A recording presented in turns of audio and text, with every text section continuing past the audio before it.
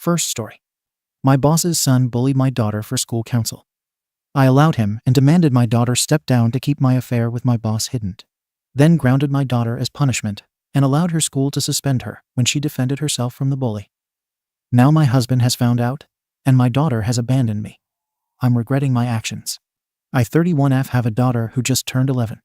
She's in 6th grade and attends the local middle school. My husband 34M and I have been married 12 years. Things in our marriage haven't been great lately, but it's been tense for a while now. We don't really talk the way we used to.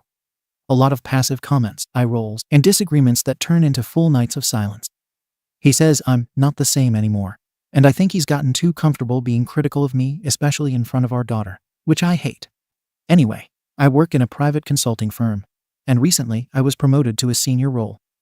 It's a demanding job, but I've worked hard to get here. This promotion came with a major raise, and now I work more closely with my direct boss 55M, who's a single father. He got divorced last year and has full custody of his 13-year-old son, who coincidentally goes to the same middle school as my daughter. Different grades, but they have the same lunch period and are both involved in student council and Key Club, a charitable leadership group. My boss is very involved in his son's life, constantly mentioning him in passing, always throwing in how he's too smart for his own good or just sarcastic, not mean. He's always said his son struggles with emotion, especially since the divorce, but insists he's never intentionally cruel. The few times I've interacted with the kid, he was polite, if a little smug. There's been a casual friendship between our families over the last 6 months. Sometimes we've had joint dinners, nothing formal, just helping each other out. If I had to pick up the kids from school, I'd sometimes bring his son home too. The kids weren't friends, but there didn't seem to be any open issues. Or so I thought. About 3 weeks ago, my daughter started acting off. She got quieter, didn't want to talk about her school day, and started showing less interest in her extracurriculars, especially student council, which she'd been excited about when the year started. I figured it was just mid-year burnout or a falling out with a friend. I asked her if something happened, but she brushed it off, said she was fine. Then last week, I caught her wiping her eyes in the backseat while scrolling her phone. I didn't pry, but I asked again later that night if something was going on. That's when it all came out. Apparently, my boss's son has been targeting her and a couple of her friends at school. It started with snide comments during student council meetings. He'd cut her off, talk over her, and mock her ideas. One time she suggested a coat drive, and he said, "Yeah, because the homeless want your fashion advice." The room laughed. It went from there to lunch periods. He and his girlfriend made a private Snapchat story where they post pictures and short videos mocking students, mostly girls. She ended up in it. She showed me a screenshot of one story. It was a close-up photo of her walking away with her backpack on, and the caption said, "Fat arse thinks she runs this school." Another video had her answering a question during a meeting with the caption, "The pig speaks." It was humiliating to see, let alone imagine how it felt to be on the receiving end of that. What really hit me was when she said he told her there was an emergency student council meeting one morning. She showed up early, no one else came, and she realized later he made it up. That broke my heart. She'd been trying so hard to be involved.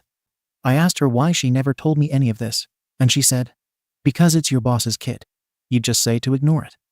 She said she didn't want to make problems for me at work. That guilt hit me harder than anything. The fact that she didn't feel like she could come to me not because I wouldn't believe her, but because she assumed I'd pick my job over her stuck with me for days. And to be fair, it's complicated. This job pays more than any I've ever had. It keeps us in a good neighborhood, covers health insurance, and gives us extra for travel and savings and her future. I don't think I've ever said it aloud, but I've felt how fragile this situation is, how much of my standing relies on keeping a good relationship with my boss. Still, I tried to raise the issue lightly during a lunch meeting earlier this week. I said something about how our kids might not be getting along that well. He laughed and said his son rubs people the wrong way because he's too quick-witted for other kids. He said, "That boy has a comment for everything. Doesn't mean anything by it. He just doesn't have a filter." He chalked it up to the divorce and said his son's still adjusting. It was clear there was no space to have a real conversation there. I dropped it. That night, my husband and I talked. I told him what was happening at school, what our daughter told me, and that I was considering encouraging her to step away from student council, maybe even Key Club. He immediately disagreed, said it was insane to punish her for being bullied. I said it wasn't punishment, it was self-preservation. The club isn't mandatory, and she hasn't seemed to enjoy it for weeks anyway. Why keep putting herself in a position to be embarrassed? He cut me off and said, "She used to enjoy it. Maybe if you paid more attention, you'd notice what this is doing to her." I asked what that meant, and he just said, "You care more about work than this family." Then he walked off. He's been making digs like that for the past year. It started small, "Must be nice to miss dinner again," or "Hope your boss appreciates the hours you give him." Now it's more direct. "I know we've both changed in the last couple of years, but I've always pulled my weight at home. I never missed her dance recitals or parent-teacher meetings. I manage the house, even while working more than full-time." He's been coasting and taking potshots because it's easier than admitting he's been distant too. Anyway, I sat down with my daughter again the next day. I told her how sorry I was that she was going through this, that it wasn't right and none of it was okay. But I also told her that if student council was making her miserable, it might be time to let it go. That the school year is halfway over, and she can always rejoin next year when the boy's in high school. She got really upset. She said, "You're just letting him win." I told her this isn't about winning or losing, it's about being smart with your energy. She wouldn't hear it. Said I was taking his side, that all I cared about was work. When I told her that wasn't fair, she shot back, "Neither is any of this." Then she walked off and slammed her bedroom door. I left her alone that night. Figured she'd cool off by morning, but she was still cold at breakfast. No good morning, no eye contact, barely touched her cereal. When I reminded her we needed to leave early so I could drop her off before my meeting, she just nodded and grabbed her backpack. After I dropped her off, I sat in the car for a minute before heading to work. I couldn't stop replaying what she'd said. It sounded like the same thing my husband had said, almost word for word. And maybe it's true. Or maybe it just feels true because he is training our daughter with his words. At work, I kept it professional. Did my part, smiled when I needed to, but inside I was replaying everything. I didn't want to push her out of student council. I just didn't see another way. My boss wasn't going to back me. The school isn't going to come down hard on the golden boy of the 8th grade. And my husband, instead of being on the same page, just took the opposite side, because it's easier than actually working with me on anything right now. That night, I brought it up again. I told my daughter I wasn't trying to take anything from her. But if the environment is hostile, maybe it's okay to step away. I said I'd support her joining another activity. I even offered to talk to the school counselor with her. She just shook her head and said, "I'm not quitting. I didn't do anything wrong." I told her I admired that she wanted to stand up for herself. But there are times in life when walking away is the smarter move. She didn't respond. She went upstairs and shut her door again. I followed her. I sat down on her bed and said, "I'm not punishing you. I'm trying to protect you." She snapped back, "No, you're trying to protect him because he's your boss's kid." I told her to lower her tone. She didn't. She said, "You're scared of losing your job, so you're letting him bully me." I told her that was enough. She kept going, said if it were someone else's kid, I'd be storming into the school office. That I was being a coward. That her own mom won't stand up for her. I told her she was grounded for the week. No phone, no school events, and if she couldn't handle conversations without disrespect, she'd lose more privileges. She went quiet, then said, "I hope your job was worth it." I told her to go to bed. I expected my husband to back me. He didn't. Later that night, he came downstairs after checking in on her. He asked, "So that's it? You punish her for being upset because you can't deal with your boss?" I told him she talked to me like I was the enemy. He said maybe I should stop acting like one. Then he walked away again. At this point, I'm honestly done trying to explain myself to either of them. I'm trying to keep my daughter safe emotionally, socially, without lighting a match at work that could burn everything down. I'm not going to accuse my boss's son officially unless there's more concrete evidence, because I know exactly how this will play out. Denial, excuses, then distance. And eventually I'll be on the outs, with less responsibility, less visibility, and no one saying it to my face. I've seen it happen. My daughter doesn't see that yet. She thinks justice is black and white. That if someone hurts you, you speak up and everything fixes itself. That's not how it works, especially not when power is involved. Especially not when the person doing the damage has adults who shield him from consequences. Do I like grounding her? No. Do I feel good about any of this? Absolutely not. But from my perspective, stepping away from this situation is the safest route for her. That doesn't mean she's weak. It means she's choosing peace over chaos. And I don't think that's a bad lesson. Still, now I'm the bad guy in my own house. My husband hasn't spoken to me since that night. My daughter's barely looking at me. And I'm waking up every day thinking, did I really choose work over family? Or am I the only one trying to be an adult about this? People love to call out parents who pick their jobs over their kids. But I don't think it's that simple. I'm the one making sure she has a future. I'm the one paying for her school trips, her clothes, and the food she barely touched this morning. I'm the one putting in extra hours, dodging politics, and staying in my boss's good graces so she doesn't have to worry about money. But maybe I'm missing something. Maybe I'm too close to it to see clearly. So, Ada for grounding my daughter and telling her to quit student council to avoid more issues with my boss's son. Comments. Comment 1. Okay, so here's the thing. When I was 12, I had this kid who made my life hell. He was the soccer coach's son, super charming around adults, a nightmare when they weren't looking. I told my parents, and they said, ignore him or just avoid him. I tried that. All it did was make me feel like I was the problem for not being chill enough. Reading this gave me that same knot in my stomach. Your daughter didn't just get embarrassed, she got publicly humiliated. And she's being told to suck it up so adults can avoid awkward conversations. Then she pushes back and gets grounded. She already feels small. Quitting just confirms to everyone that she didn't belong there. You think you're protecting her. She sees you picking your boss's comfort over her dignity. That SHT doesn't go away when she's older. She'll remember this. Let her stay. Let her speak.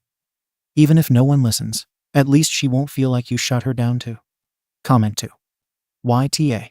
Imagine being 11, already feeling humiliated, and your mother, the person who's supposed to fight for you, tells you to quit and just let it go. A kid posted a close-up of her arse on Snapchat. That's not harmless teasing. That's sexual harassment. And your response is, maybe avoid him. Seriously. You say your boss would get defensive, sure, maybe. But if he hears about the actual screenshots and still dismisses it as a joke, then guess what? He's not this decent guy you want to believe he is. And if your job security relies on pretending your kid's abuser is just a filterless jokester, that's not a safe job. That's a hostage situation. You didn't just ignore her.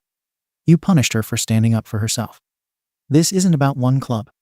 It's about teaching her that speaking out means getting silenced at home too. That's going to stick with her way longer than this job of yours will. Comment 3. You're thinking short-term salary, job stability, not getting on your boss's bad side. But what you're missing is the cost your daughter's going to pay for this long after the paycheck clears. She's being bullied in front of her peers. And instead of having someone in her corner, she's getting told to step aside so the bully doesn't feel inconvenienced. This isn't just about quitting student council. It's about losing trust in the one adult she thought she could turn to. You're asking her to swallow it quietly so the adults don't have to be uncomfortable. That messes with a kid's head. It's not just embarrassing, it's dehumanizing. You said she doesn't even like student council. Doesn't matter. What she likes right now is having a voice. And you're trying to take it away to avoid a confrontation. So yeah, YTA, loudly. Hope your job comes with a good benefits package. Your daughter's going to need therapy and a whole lot of reassurance down the line that she matters. Comment 4. I work in a middle school, and I've seen how SHT like this plays out, especially when the bully has a parent with influence. The school doesn't touch it. They talk big about anti-bullying until it's a kid whose dad donates to the PTA or knows the superintendent. So from a practical standpoint, I get why you don't want to nuke your job over it. But grounding your daughter for having a reaction, that's the part that stings. She's trying to hold on to one piece of normalcy, and you're asking her to drop it because the adults around her are too spineless to make your boss's son face consequences. She's 11. She sees everyone pretending this isn't a big deal. If she quits, all she learns is silence keeps things peaceful, even when you're the one being targeted. This isn't about protecting her from more bullying. She already is being bullied. You're just taking away the one space where she feels like she can push back. Update. I'm posting an update because the situation didn't stop where my original post ended. I wish it had. I also want to be clear that I'm not here to rewrite history or pretend I handled everything perfectly. I made choices I thought were practical at the time. Those choices blew up my life. After the grounding, my daughter and I reached something close to an uneasy truce. She was still hurt and distant, but she stopped openly pushing back. She agreed to step down from student council at the end of the quarter. Not happily, but she accepted it. I took that as a sign that she was starting to understand where I was coming from. What I didn't expect was that my boss's son would keep at it. Even after she stopped actively participating. He kept poking at her. Quiet comments in the hallway. Little remarks during lunch. She tried ignoring him like I'd suggested. That didn't last. One day, he cornered her near the lockers with his friends around and called her a BTCH. He told her to stop talking about him and to stop acting sad, and said his mum was miserable because of me. He told her I ruined his peace, his family, and his life. Then he said something that stuck with her enough to repeat it verbatim to me later. That everyone knew why I was still around his dad so much, and that his friends said I was the reason his parents broke up. She's 11. She didn't even fully understand what he was accusing me of, just that it felt dirty and humiliating. She snapped back. She told him he was a liar, that he wasn't special, and that everyone already knew he was a bully. A teacher overheard the tail end of it. My daughter was written up for verbal aggression and suspended for 3 days. I found out when the school called me mid-morning. That was when my husband stepped in fully. He was done waiting for me to handle it. He took screenshots my daughter had saved, including new messages the boy had started sending her privately after she quit student council. The school had brushed those off before. My husband didn't. He went directly to the administration and said if they didn't put the suspension on hold and investigate properly, he'd take everything to the school board. That got their attention. Within 48 hours, the suspension was reversed. They interviewed other students. The Snapchat account came out. Other parents were contacted. Suddenly, what had been minimized for weeks was treated like a real issue. The boy received disciplinary action and was warned formally. The school issued a vague statement about harassment policies. At home, I was furious. My boss was distant at work almost immediately. Meetings felt colder. Jokes stopped. I knew he wasn't happy, and my husband was acting like he'd saved the day. We got into a fight that night. I told him he had no right to drag my job into this. He said my job wasn't more important than our daughter. He said maybe it wasn't important to me, but it was to him. He said he made enough money that we'd be fine without my salary. That hit something raw. It felt like he was reducing everything I'd built to a hobby. I accused him of undermining me, of painting me as some absent mother who needed rescuing. He said I'd already picked sides weeks ago. I threw back that he was acting like I belonged at home anyway. He said I was twisting his words. The conversation ended without resolution. He moved into the guest room a few days later. Things with my daughter didn't improve. She was quieter than before. One night, she asked me outright if I'd cheated on her dad with my boss. She said the boy and his friends told her that was why everything was happening, that I was with his dad, and that's why no one stopped him sooner. I shut that down immediately. Told her people say cruel things when they want to hurt you. She didn't argue, but she didn't look convinced either. A few weeks after that, my husband asked me to sit down. He told me he wanted a divorce. Not as a threat. Not during an argument. Calm. Collected. He said he'd already spoken to a lawyer. He told me he'd hired a private investigator months earlier. Not because of my boss at first, but because he felt like I was hiding something. When he said that, my stomach dropped. He had proof. Messages. Photos. Dates lining up far too neatly to dismiss. I won't insult anyone by pretending this came out of nowhere. My boss and I were already close. We lent on each other after his divorce, and during the rough stretch in my marriage. Things crossed a line after that. I kept telling myself I'd deal with it later. That I'd separate first. That I'd do it cleanly. I never got that chance. My husband moved out with our daughter the following weekend. He didn't agree to a clean break. He told friends the truth. Group chats lit up. People I thought were neutral cut contact completely. Work found out. Not officially, but enough that it was impossible to ignore. The whispers started. The jokes stopped being subtle. Someone printed a meme on me and left it in the break room. My boss pulled back hard. No one said anything to my face, but I was no longer included in the rooms where decisions were made. The school knew too. Parents talk. Teachers talk. Within a month, my entire support system was gone. Friends stopped answering texts. My boss avoided eye contact. My daughter wouldn't speak to me unless it was required. I keep replaying every choice I made and wondering where I miscalculated. I never set out to hurt my daughter. I genuinely thought I was shielding her from fallout she couldn't understand yet. I believed keeping my career intact was part of giving her a good future. I still believe I earned my position and every promotion through my own work. No one handed me anything. That hasn't changed. But now I'm sitting alone in a house that feels too quiet. watching everything I thought I was protecting disappear one piece at a time. And I don't know how to fix it. I didn't expect my life to end up like this. And I don't know what the right move is anymore. Comments. Comment 1. Everything here reads like a long chain of decisions where you kept choosing the option that protected you in the short term and assuming everyone else would eventually understand. Your daughter didn't need explanations or strategy. She needed backup. Your husband didn't need to be managed. He needed to feel like you were on the same side. Instead, both of them watched you freeze whenever conflict threatened your professional life. What really stands out is how surprised you seem by the end result. Affairs don't stay contained. Bullying doesn't magically stop when a kid leaves a room. Silence doesn't keep things neutral, it just shifts the damage elsewhere. You believed you were acting rationally, but the people closest to you experienced it as abandonment. By the time you tried to regain footing, trust was already gone. None of this unraveled overnight. It came from repeatedly signaling what mattered most, even if that wasn't your intention. Comment 2. You left the affair out of your original post like it was a detail that didn't matter. Like people were supposed to give you the benefit of the doubt without the full picture. That's what makes this worse, you knew.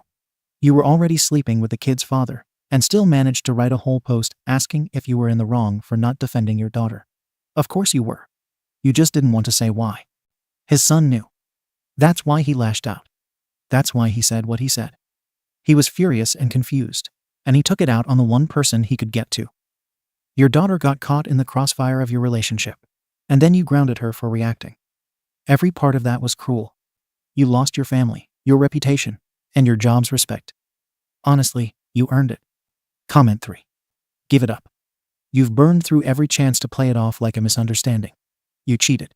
You kept quiet. Your daughter paid the price. She got dragged, humiliated, and suspended, and you backed her bully because you were too deep into protecting your secret. You didn't even admit to the affair until your husband forced it out into the open. That alone tells everyone exactly where your loyalty was. You lost everything because you never made space for the truth. And yeah, your boss's son knew. That kid carried all that resentment and dumped it on your daughter. And instead of defending her, you acted like it was all just sarcasm. He was telling the truth in the only language a pissed-off 13-year-old knows. No one did this to you. You dug the hole and jumped in. Update. It's been a few months since my last update. I didn't expect to come back here, but I guess I need to say it all out loud now, the full version. I've been through a divorce and lost my daughter, my job, my reputation, and honestly, any version of myself I used to recognize. And the worst part is that I can't even lie to myself anymore about how it got here. I built it. The divorce went through last month. It wasn't drawn out. My ex had everything lined up: lawyer, financial records, documentation, full timeline. Every message, every day I came home late, every time I dismissed a conversation about our daughter's school life. He didn't even fight with me over the house. He let me keep it, and I think that hurt more than if he'd demanded it.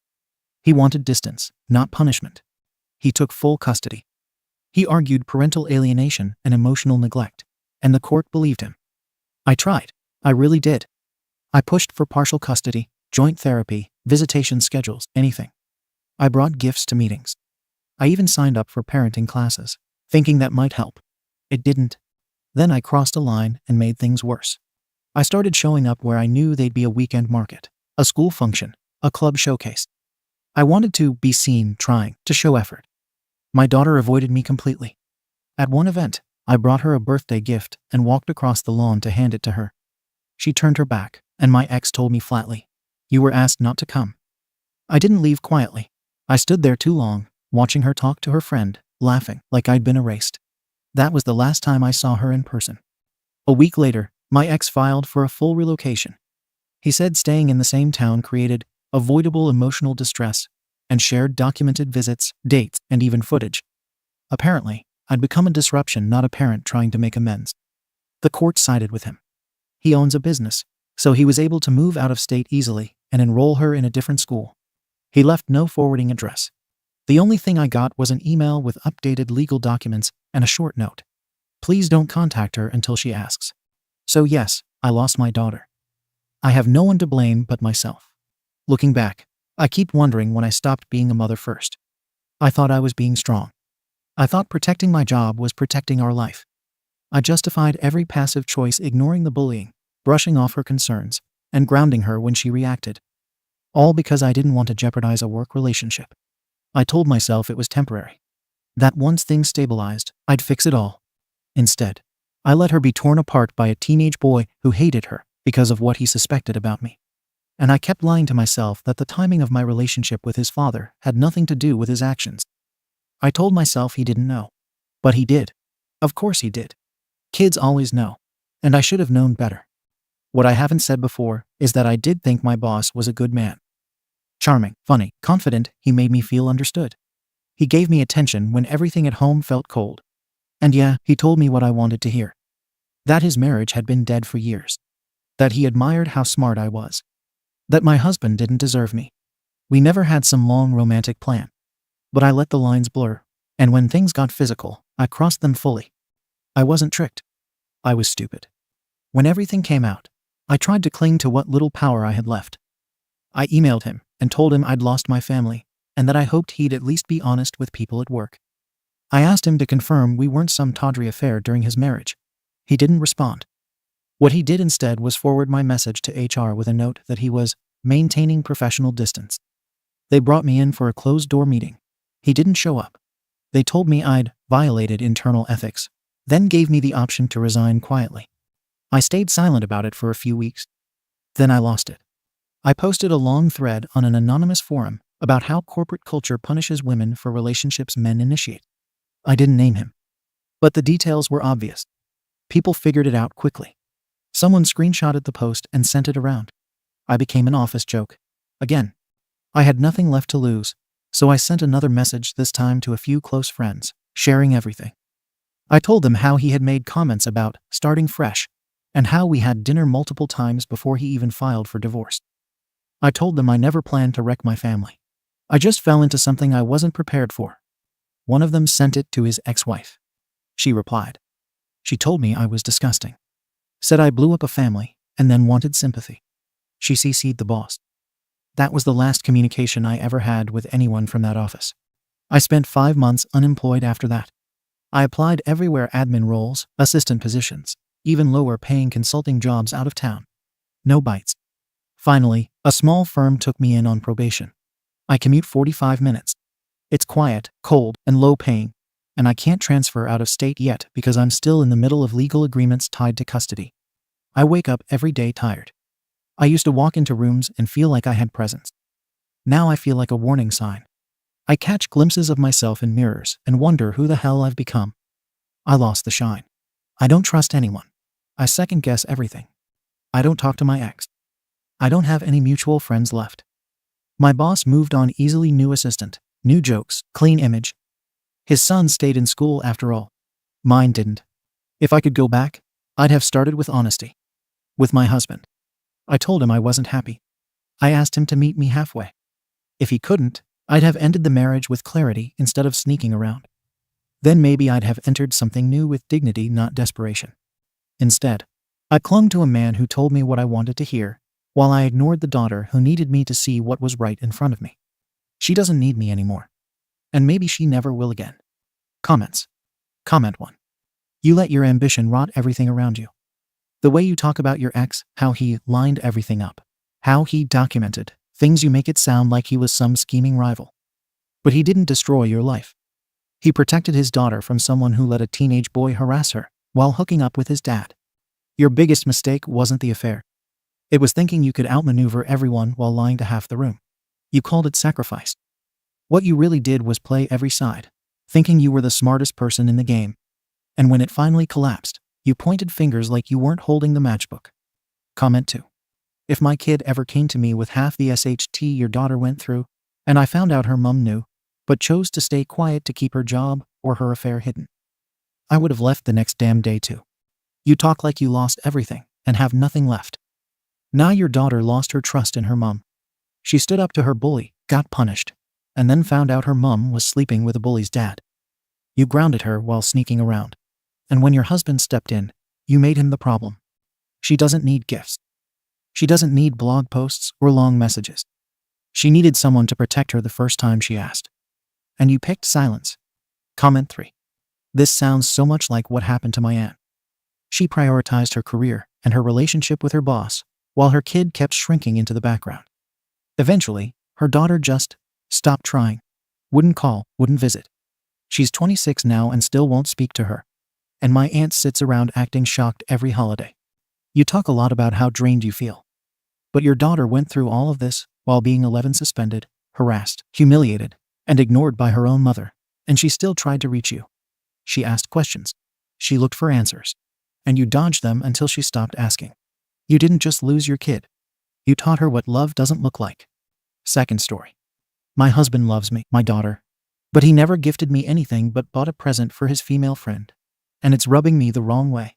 I just feel so numb. It's not like he doesn't do anything for me. I got pregnant in high school, and our daughter and I got kicked out basically the day I turned 18. I've been living with him ever since. I'm 21 now, and our daughter is in kindergarten, and I know he loves us. He's paying for me to get my bachelor's and takes care of all of the bills. I work kind of odd jobs, but I do have some money of my own. I usually always spend it on my daughter. I always try to make Christmas magical for her. And even when we were broke, I scrimped and saved, and even put her name in for a charity tree this year because my car broke down. So money hasn't just been tight. It's non-existent. And I always get him something. Maybe it's small, but he's always had something. I don't know the last time I got a Christmas present. His brother got me something last year, but we had to cut him out of our lives. Sorry, I'm rambling. But last night I mentioned he had a package, and he got excited. He said he saw something online and had to get it for one of our friends. She likes that old show Frasier, and it's a cookbook from the show and really thoughtful, and I feel like I'm spiraling. I told him I wasn't feeling well and cried myself to sleep on the couch. I love my daughter, and I love him in a way, but I hate my life. I was doing therapy at school, but they jacked up the prices, and I can't afford it anymore. I've looked around endlessly and can't find anything in our meager budget, and I can't leave him. I can't be away from my daughter, and I'd have nowhere to go. My parents haven't spoken to me, even when I call them begging and crying just to talk, in years. Sometimes my mom will call me on my birthday or Christmas, but she didn't this year, so I doubt she will next week. He's not abusive, and he's not cruel. He's just not thoughtful and, I guess, doesn't care about me enough to get me anything. I think he knew I was hurt because he started talking about taking our daughter to this Christmas thing in our city that he knows I want to go to. I feel so selfish. I know I should be more grateful, but even just a little candle or a picture frame would mean the world to me. I know I won't get it, but she'll get a cookbook. Comments. Comment 1. You are right to feel hurt. That's messed up of him. Could you directly ask him why he has bought her a present when he hasn't bought you one ever? I don't know the friendship dynamic with this woman, but if I were a friend to a couple and just the male bought me a gift, I'd feel a little awkward. Unless it was framed as a gift from you both, I guess. My life experiences would also make me a little suspicious if this man typically doesn't give gifts, but he just happened to find the perfect gift for a friend. OP. I did ask him why he got her one. He never gets me any because we should be saving money or spending it on our daughter. But even if it was small, it would mean everything to me. She's just a mutual friend. I'm not worried about her or anything. It's just hurtful. It would hurt if he got one for one of his buddies too. Comment 2. You have every right to be upset in my opinion. 1, because he gave more thought and energy into buying a gift for another woman when he doesn't show the same energy towards you. That's not okay. You need to have a discussion with him. And secondly, if money is so tight you can't afford presents for your daughter, that's where the money should have gone. Once his family is taken care of, then he can worry about others. At least that's how I and my husband always did things. I'm really sorry you are having a hard time. Are there any local services that can help you? Any friends? I wouldn't stay with someone just because you feel like you have no other choice. OP. My friends are living normal lives at college. I did go through some local services to get our daughter gifts this year and have in the past. But I wouldn't ever ask them for something for me. If he just got me a candle or something, it would mean everything to me. I don't get him much, but I got him socks and gum he talked about wanting. I have nowhere else to go. My parents don't even take my calls, and I don't have other family around here. Comment 3. First off, stop getting him stuff. Give him the same energy he gives you. And you should ask. Not necessarily for gifts, but help as far as finding jobs, schooling, therapy, financial help, housing, etc. OP. I'm in school and have a full-time job offer for when I graduate. But that's in the spring. I was in therapy at school, but they started charging, and I can't find anything affordable. He makes enough that I don't qualify for any kind of public assistance because we are married. Comment 4. Hopefully once you graduate and start working, things will change, and you can get back into therapy and decide how you want to move forward. Until then, I would have a talk with him, and maybe try to get a part-time job and save so you can leave if that's what you decide. OP, I don't want to leave. My parents weren't together, and it made my life hell growing up. He's not a bad person or even husband. This is just upsetting. It's not always like this. Comment 5. I don't know your relationship, but a good husband doesn't buy other women gifts and not buy his wife one. But good luck with everything. OP, I just feel like he'd think that he does way more for me compared to a cookbook. Which he does. I still would like something small. Comment 6. Hey, first, it's amazing that you're raising a kindergartner while going to college and without any help from your parents. I got married later in life than you did, and something my spouse and I both benefited from was making mistakes and learning from experience in prior relationships. Me, I once got a girlfriend a CD for Christmas. We'd only been dating for a month or two, but it was serious and not the ideal tone of gift. That came out as something that felt bad for her when our relationship was disintegrating a couple of years later. Whoops. But one fewer mistake for me to make from then on. It sucks that your husband apparently needs to be told, hey, you need to get your wife a present, dummy. Ideally, he'd have a friend say that to him. But if no one else will, it might be better for your relationship overall if you say it. Personally, I'm conflict avoidant, so I'd probably say something like, hey, do you want to exchange gifts on Christmas Eve by ourselves or on Christmas morning with our kiddo? OP, thank you. In his defense, he does pay any school fees tuition that my scholarship doesn't cover, as well as all of our bills, etc. I know I should just be grateful, and it's not like he spends money on himself. It just hurt that he saw that and was like, oh, I have to get it for her. She'll love it, when I would love literally anything from him. Comment 7. Financial contributions do not remove the need for emotional fulfillment. I'm 10 years in with a partner who feels as if them being the only provider removes any other responsibility to me, our children, our dog he got without discussing with me, and our home. It's not a great spot to be in. Please don't join me. OP, he is a good husband outside of this. Much better than other guys in his situation. I am very lucky generally, which is why I don't want to make a stink about this. Update. I forgot about this, but someone asked for an update, and I have a happy one. I didn't want to bring anything up to my husband and ruin Christmas. Christmas morning, we obviously got up with our daughter, and she loved everything she got, so that was nice. And then my husband handed her a box, and I was confused since she had already opened all of her gifts. He had her bring it over to me, and I couldn't stop crying. Okay, I know a lot of people dislike her, but Ariana Grande is my favorite artist. Her last album is so good, and I wanted to see her so bad. But the tour is so limited and expensive, and basically no tickets were available in our city. Anyways, our friend's mom has connections, and when my husband got a holiday bonus, he asked her if she'd be able to help. She got us amazing tickets and is going to watch our daughter that night. I couldn't stop crying. I never thought in a million years I'd be able to go to see her, and he set up everything. I felt bad because all I had gotten him was a new water bottle and jeans, but he said he didn't want anything other than his girls to be happy. And when he thought of my gift, he kind of got into the gift-giving spirit and wanted to get our friend something too. I'm so happy. Comments. Comment 1. I didn't catch your original post, but this is an excellent update to read first thing in the morning. Have so much fun. OP ahaha. It was mostly people telling me he was cheating on me with her. Comment 2. That sounds about right for Reddit. Comment 3. So the friend he bought the book for is the same friend that helped him with your gift. That's really nice. It's more of a thank you gift then. OP. Yeah, her mom's company has some sort of relationship with the arena, and she was able to get us tickets when they were, like, over $1,000 last I checked. I'm so happy. Comment 4. That's a sweet update. I'm glad I saw the update before the original, because it was really depressing. I'm so sorry about your parents and the way they've been treating you. I wish the best for you and your family. OP, thank you. I'm pathetic when it comes to my parents. I get that they don't like me, but I wish they'd at least ask about my daughter. Like, I know some people cut off their parents, but it hurts more when your parents cut you off. So much. If they asked me tomorrow to see us, or even just my daughter, I know it's pathetic, but I'm sure I'd roll out the red carpet. I'm sure I'll get over it one day, but it hurts. Thank you for watching the video. If you are interested in listening to these kinds of stories, we've got more in store for you. Simply subscribe to our channel, hit the like button, and share it with your friends.